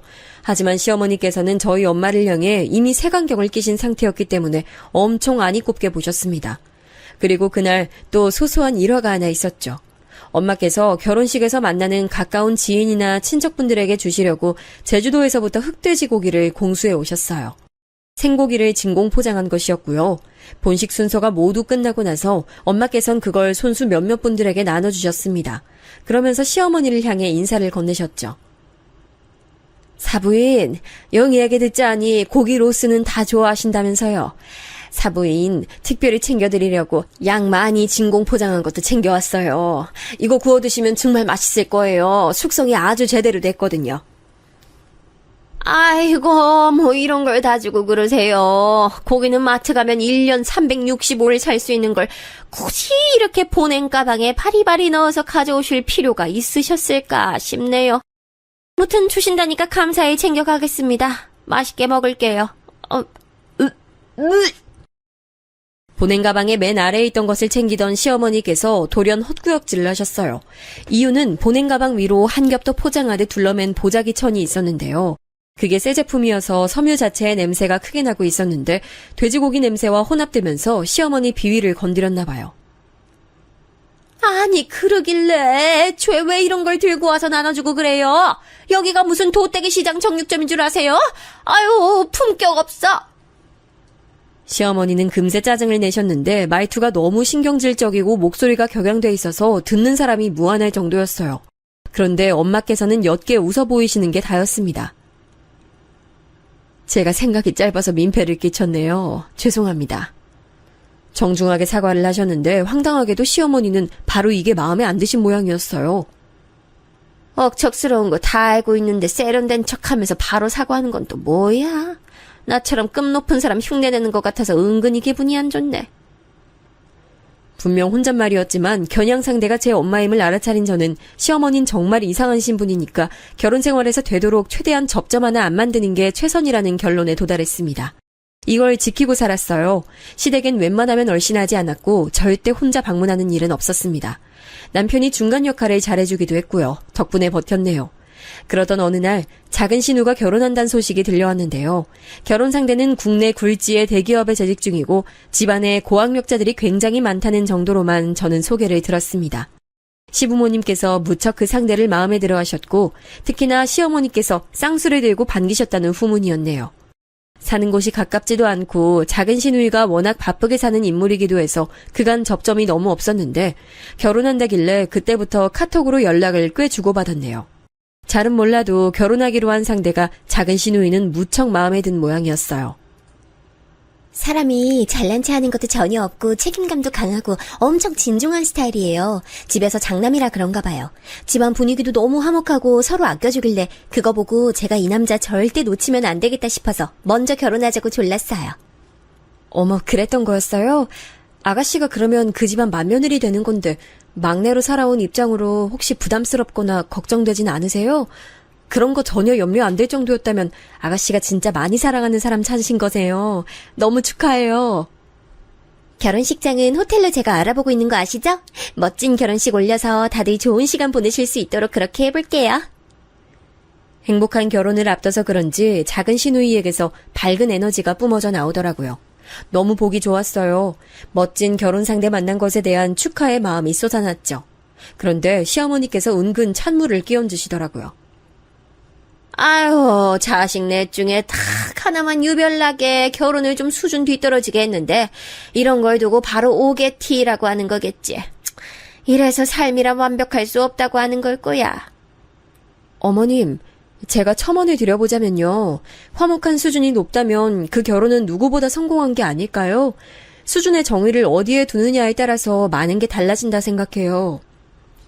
생긴 것만 보면 유들유들하니 순하게 생겨가지고 목소리도 얌전할 것 같은데 말을 100개만 하면 쓸데없이 줄줄 흘러나오니 너도 참 매번 한숨 나오게 만드는구나. 아유, 넷 중에 딱 하나 그 아쉬운 결혼이 두고두고 이렇게 후회될 줄 알았다면 기를 쓰고 말렸을 것을. 그 정도로 많이 아쉬우세요? 하지만 어머님, 제가 잘 알진 못하지만 아주버님께서는 일을 사랑하시는 것만큼 가정을 아끼시는 분이세요. 그러니까 아주버님 너그러이 봐주세요. 너 지금 뭔 헛소리를 하는 거야? 우리 장남은 왜 들먹거려 갑자기? 네? 어머님께서 자꾸 아쉬운 결혼 어쩌고 하시는 게 아주버님 얘기잖아요. 미국 엄청 싫어하시는데 지금 미국 가서 아직도 안 돌아오고 계시니까요. 아니. 수준 높은 집안 여자하고 잘 결혼한 우리 장남 말고 작은 아들 돼지 비린내 폴폴 풍기는 집안 여자 너랑 결혼한 우리 아들 준성이. 시어머니께선 격분해서 말씀을 끊어 뱉으시더니 이내 뒷목을 잡으셨어요. 하여간 다혈질이었죠. 저는 모른 척 자리를 떴고 이런 제 태도가 시어머니 심기를 자꾸 건드려댔나 봐요. 웬만하면 남편에게 다이렉트로 말씀 안 하시는 시어머니께서 하루는 전화를 다 하셨습니다. 걔는 애가 왜 그렇게 말도 못 알아쳐먹고 은은하게 싸가지까지 없니? 응? 걔 너한테도 그러지? 아유, 하여간에 무식해가지고 엄마는 우리 춘성이만 생각하면 마음이 아파. 마음이 막 찢어져. 더 잘나고 멋진 여자 우리 춘성이는 충분히 골라 잡아서 결혼할 수 있었는데. 엄마, 그런 얘기는 왜 하세요? 저 결혼해서 잘 살고 있어요. 나도 알아. 아는데 불쑥불쑥 아쉬운 마음이 드는 거 이건 어쩔 수 없는 부모 마음이야. 너도 이 다음에 네 자식 결혼한다고 하면 그때 가서 내 마음 다 이해할 거야. 준성아, 네 동생은 명문대 나오고 대기업 다니고 집안 교육 수준도 높은 아주 다 갖춘 남자 물어다가 결혼하는데 넌 이거 보면서 뭐 느끼는 것도 없어? 잘 모르겠는데요. 그리고 엄마, 저 지금 운전 중이라서 휴대폰 집사람이 들고 있어요. 그래서 함께 듣고 있어요. 너는 그 얘기를 왜 지금 해? 아우, 열받아. 하여간에 되는 일이 없어. 시어머니께선 전화를 뚝 끊어버리셨고 저랑 남편은 어이없다는 시선을 교환했죠. 어쩌다 보니 그 주의 주말에 일정이 괜찮아서 남편하고 제주도를 다녀왔어요. 서울에서 아빠 의료보조기구 사서 챙겨간 것도 큰 이유였고요. 아빠께서 건강이 썩 좋진 않으시거든요. 그래서인가 고즈넉한 제주도 생활 하시는 게 보기는 좋더라고요. 엄마께서는 역시나 만반의 의욕을 가지고 식당을 운영 중이셨는데 입소문이 나서 점점 더 잘 되고 있었어요. 전문적인 매장 관리자까지 뽑은 상태인 걸 보고 저희 엄마 정말 멋지단 생각을 했네요. 남편하고 맛있게 삼겹살도 먹었는데 작은 시누이가 결혼식 일정으로 잠깐 얘기할 게 있어서 전화가 왔길래 별 생각 없이 말해줬어요. 저희 부부 제주도 와서 삼겹살 먹고 있다고요. 근데 그게 시어머니 귀에 들어간 거예요. 준성아, 엄만 정말 섭섭하다. 넌 이 엄마한테 말도 안 하고 제주도까지 불쑥 가버릴 수가 있니? 그리고 그 돼지 똥 비린내 나는 고기는 왜 먹으러 갔어? 왜 우리의 찰난 아들이 처가 음식 팔아주려고 애를 써야 되는지 엄만 이 상황 자체가 너무 가슴이 아프고 섭섭해. 남편에게 이런 카톡을 보내놓으신 걸 보고 진짜 고개가 저절로 저어졌습니다. 대체 왜 이러시는지 모르겠더라고요. 하여간 맨 처음 뵀을 때 그 인상대로 범상치 않고 종잡을 수 없는 분이란 생각만 강해졌네요. 제주도를 떠나려던 그때 엄마께서 이렇게 말씀을 하셨어요. 사돈처녀가 결혼식 문제로 상의하려고 전화했었던 거야? 결혼식 날짜가 언제라니? 너희 아빠하고 병원 때문에 곧 서울 갈 일이 있을 것 같은데 날짜 맞으면 보러 가려고. 엄마 호텔 결혼식 구경 다니는 거 전에 좋아했죠? 결혼식 호텔에서 하기로 했어요. 날짜 맞으면 결혼식 꼭 참석하시고 끝나고 저랑 따로 놀러 가시고 그렇게 시간 보내요. 너무 좋다. 작은 시누이 결혼식에 엄마께서 타이밍이 맞으면 참석하시는 걸로 말로만 얘기가 돼 있었는데 정말로 일정이 겹쳤어요. 병원 다녀오신 아빠는 컨디션이 조금 안 좋으셔서 친정오빠 댁에 머무르셨고 엄마만 혼자 작은 시누이 결혼식이 열린 호텔에 걸음을 해주셨습니다. 작은 시누이가 신랑감 잘 골랐다고 시어머니께서는 침이 마르도록 칭찬을 하셨는데 결혼식장에 참석해보니까 왠지 공감 가긴 했어요. 뭐랄까 신랑층 하객들이 전부 인상이 부드럽고 좋으면서 차분한 느낌이더라고요. 참 신기했어요. 시매부 되실 분도 인상이 말끔했는데 그 부모 형제 얼굴들 보니까 다 하나같이 올곧은 인상이었습니다. 너무 멋진 분위기 가족 같아서 저도 모르게 신랑 측 혼주석을 자꾸 쳐다봤네요. 결혼식이 본격적으로 시작되기 직전 엄마는 도착하셨습니다. 엄마, 여기에요, 여기. 앞쪽으로 오세요. 식 끝나기 전에 못 오실 줄 알았는데 갑자기 차 막힌 게 뚫렸어요? 나도 몰라. 어느 순간 길이 휑하게 뚫리더니 금세 여기까지 도착해버렸네. 야, 안에 예쁘게 잘 해놨다. 톱스타들 결혼하는 현장 같네. 엄마께서 너스레를 떠시며 제가 앉아있는 앞쪽 구역으로 오셨어요. 그때 혼주석에 자리하신 시어머니께서 이쪽을 보시며 오만상을 쓰시는 게 눈에 들어왔습니다. 저희 엄마가 오신 게 뭐가 그리 기분이 나쁘셨는지 이렇게 외치시더군요. 격 떨어지게 씨리, 응? 돼지 똥내 풍기면서 대체 여기가 어디라고 와? 작지만 분명하게 들린 그 음성에 제가 귀를 의심하고 있었습니다. 신랑 측 혼주석에 앉으신 분들이 시어머니의 힐난에 무심코 이쪽을 보셨다가 동시에 깜짝 놀랐어요. 아니 이럴 수가. 권 여사님. 심해부 부친 되시는 사돈어른께서 자리에서 벌떡 일어나셨습니다. 권 여사는 저희 엄마를 지칭하는 호칭이어서 저도 놀랐어요. 엄마가 제 심해부의 부모님을 어떻게 아신다는 건가요? 근데 엄마께서도 무척 당황하시며 화답하시더군요. 아유, 자네들이 여긴 어쩐 일이야? 보아하니 자식 장가 보내는 날인가 보지? 난 우리 사돈처녀 시집 간다길래 이렇게 보러 온 건데. 아유 이럴 게 아닙니다. 권 여사님 절부터 받으십시오. 사돈어른은 돌연 벅찬 얼굴이 돼서 정말로 바닥에 대고 절을 한번 올리셨습니다. 그 모습을 보고 저도 놀라고 다른 모든 사람들도 놀랐지만 시어머니만큼 놀라진 않았을 거예요. 무척 당황한 시어머니께서 목소리까지 떨며 물어보셨거든요. 혹시 따로 아는 관계이신 건가요? 예, 그렇고 말고요.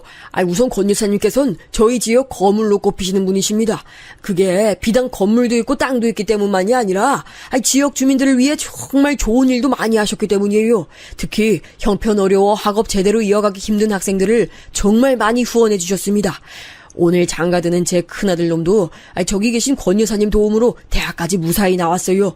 저희 가족이 주식 실패로 인생 낭떠러지 끝에 몰렸었고 쌀 한 톨이 아쉽고 아까웠는데 권 여사님께서 후원해 주신 덕에 애들은 걱정 없이 공부할 수 있었죠. 저희 둘째 셋째도 전부 권 여사님 도움받아 공부 마친 아이들입니다. 사돈어른께서는 무척 고무된 얼굴로 감격에 차서 말씀을 쏟아냈어요. 저도 들으며 탄성을 내뱉었습니다. 엄마께서 그런 일들 하시는 것 정도야 대강 예전에 알았지만 구체적인 걸 들은 건 이때가 처음이었으니까요. 권 여사님, 이렇게 다시 뵙게 되어 신기하고 감동입니다. 저희 둘째 셋째 모두 명문대 간판 달고 좋은 직장 들어가서 자기 돈벌이 하고 있습니다. 권 여사님 덕분에 가능했던 것 같아요.